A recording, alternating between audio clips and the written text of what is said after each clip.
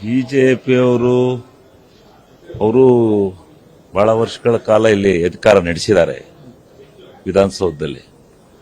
ಅವ್ರು ಏನೇನು ಕೊಟ್ಟದ್ರು, ನಾನು 20 ವರ್ಷದಿಂದ ಇದ್ದೀನಿ ಈ ಸದನದಲ್ಲಿ.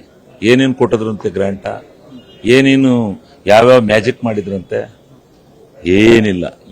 ಈಗ ಹೆಂಗಿನ ಸ್ಥಿತಿ ಇತ್ತು ಆಗ್ಲೂ ಅದೇ ಸ್ಥಿತಿ ಇತ್ತು. ಈಗ್ಲೂ ಯಾವ ರೀತಿ ಕೆಲಸ ಕಾರ್ಯಗಳಾಗಬೇಕು ಆಗ್ತಾ ಇದ್ದಾವೆ, ಆಗ್ಲೂ ಅಷ್ಟೇ ಪ್ರಮಾಣದಲ್ಲಿ ಆಗ್ತಾ ಇತ್ತು. ಇನ್ನು ಸ್ವಲ್ಪ ಈಗ ಒಂಚೂರು 5% ಕಡಿಮೆ ಆಗಿರ್ಬೋದು. ಅದು ಬಿಟ್ರೆ ಅವತ್ತೇನಿತ್ತು ಇವತ್ತು ಅಷ್ಟೇ ಕಾಮಗಾರಿಗಳು ಮತ್ತೊಂದು ಎಲ್ಲವೂ ಕೆಲಸಗಳು ನಡೀತಾ ಇದ್ದಾವೆ.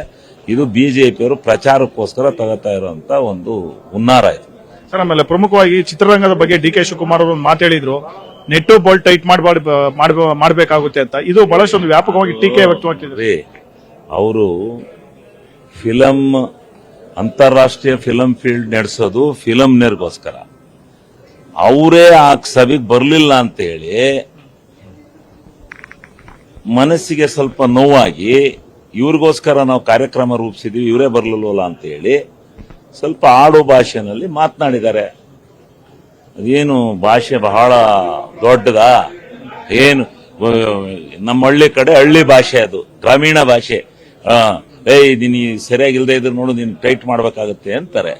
ಬಿಜೆಪಿ ಅವರು ಹೇಳ್ತಿದ್ದಾರೆ ಸರ್, ಕಾಂಗ್ರೆಸ್ ನಲ್ಲಿ ಇದ್ದಾರೆ, ಅವ್ರನ್ನ ನೆಟ್ಟು ಬೋಲ್ಟು ಫಸ್ಟ್ ಟೈಟ್ ಮಾಡಿ ಅಂತ. ಅಲ್ಲ, ಕಾಂಗ್ರೆಸ್ ನಲ್ಲಿರೋ ನಟ್ಟು ಬೋಲ್ಟು ಟೈಟ್ ಆಗಿವೆ, ಎಲ್ಲ ಟೈಟ್ ಆಗಿವೆ, ಎಲ್ಲ ಸರಿಯಾಗಿದ್ದಾರೆ ಕಾಂಗ್ರೆಸ್ನವರು. ಈಗ ನೀವು ಅದನ್ಯಾತು ದೊಡ್ಡ ಇಶ್ಯೂ ಮಾಡ್ಕೊಂಡು ಹೋಗ್ತಾ ಇದ್ರಿ. ಒಂದು ಆಡೋ ಭಾಷೆನಲ್ಲಿ ಅವ್ರು ಹೇಳಿದ್ರಲ್ಲ, ಹಳ್ಳಿ ಸೊಗಡಿನಲ್ಲಿ. ನಾನು ಹೇಳಿದ್ದೀನಿ, ನಾವು ಬೇಕಾದಷ್ಟು ಹಳ್ಳಿ ಸೊಗಡಿನಲ್ಲಿ ಹೇಳ್ತೀವಿ, ವಿಧಾನಸೌಧದಲ್ಲೇ ಭಾಷೆ ಉಪಯೋಗಿಸ್ತೀವಿ. ಅದನ್ನ ತಪ್ಪರ್ಥ ಗ್ರಹಿಸ್ಕೊಂಡ್ಬಿಟ್ರೆ. ಸರ್, ಪ್ರಮುಖವಾಗಿ ನಿನ್ನೆ ಕೆ.ಎನ್. ರಾಜಣ್ಣ ಅವರ ಚೇಂಬರ್ಗೆ ಡಿ ಕೆ ಶಿವಕುಮಾರ್ ಅವರು ಹೋಗಿದ್ರು, ಅಪೆಕ್ಸ್ ಬ್ಯಾಂಕ್ ವಿಚಾರವಾಗಿ ಚರ್ಚೆ ಮಾಡೋದಕ್ಕೆ, ಎಲೆಕ್ಷನ್ ವಿಚಾರವಾಗಿ.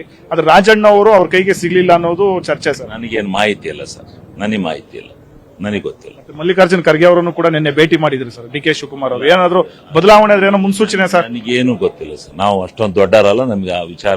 ಯಾಕಂದ್ರೆ ನೀವು ಸಚಿವ ಸ್ಥಾನದ ಪ್ರಬಲ ಆಕಾಂಕ್ಷಿಯಾಗಿದ್ದೀರಿ. ಏನೇ ಇರಬಹುದು, ನಾವು ನಮಗೆ ಗೊತ್ತಿಲ್ಲದರ ವಿಚಾರನ ಮಾತಾಡಲ್ಲ. ಸೊ ಇದು ಶಿವಲಿಂಗೇಗೌಡರ ಮಾತು. ಕ್ಯಾಮರಾ ಪರ್ಸನ್ ಶರತ್ ಜೊತೆ ಆನಂದ್ ನಂದಗುಡಿ, ಪವರ್ ಟಿವಿ.